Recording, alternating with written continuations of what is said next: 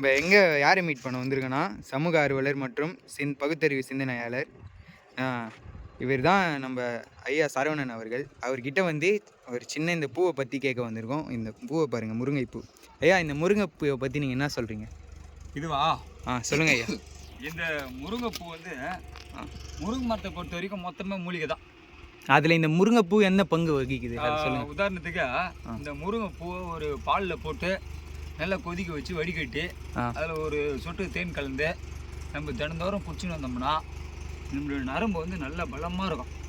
நரம்பு வீக்கம், நரம்பு தளர்ச்சி, ஆண்மை குறைபாடு, பல நோய்களை வந்து தீர்க்க. இது ஈஸியாக இந்த கிராமப்புறங்கள்லாம் ஈஸியாக இது கிடைக்குது. கிராமப்புறங்களில் மருந்து இல்லாத நாட்டு மூலிகையாக கிடைக்குது. இதை வந்து நம்ம வந்து அப்படியே கூட சாப்பிட்லாம். ஆனால் இதில் என்னென்ன சின்ன சின்ன பூச்சி இருக்கும் அதெல்லாம் பார்த்து நம்ம நல்லா அலசிட்டு நல்லா அழகாக இது கிள்ளி எடுத்து அழகாக பாலில் போட்டு காய்ச்சி குடிக்கும்போது அந்த பால் வந்து அவ்வளோ சுவையாக இருக்கும்.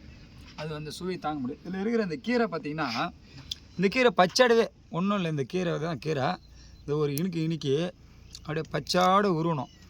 உருவி அழகாக வாயில் போட்டு நம்ம வந்து பச்சையாக சாப்பிட்டோம்னால நம்மளுடைய ரத்தம் உற்பத்தி அதிகரிக்கும். இந்த உதாரணத்துக்கு எனக்கு ஒரு 3-4 மாதத்துக்கு முன்னாடியே சொல்லுங்கள், ஒரு ரத்தம் குறைவாக இருந்தது. எத்தனை யூனிட் இருந்தது பார்த்தோம்னா வெறும் 9 தான் இருந்தது. நான் என்ன பண்ணேன், தினமும் ஒரு வாய் வந்து பார்த்தோம்னா இந்த பச்சை முருங்கை கீரையை தினமும் ஒரு வாய் சாப்பிட்டு வந்தேன். ஒரு 3 மாத அளவில் நான் சாப்பிட்டேன். திடீர்னு வந்து ரத்தம் செக்அப் பண்ணி பார்த்தேன். போயிட்டு ஹீமோகுளோபின் லெவல் செக் பண்ணி பார்க்கும்போது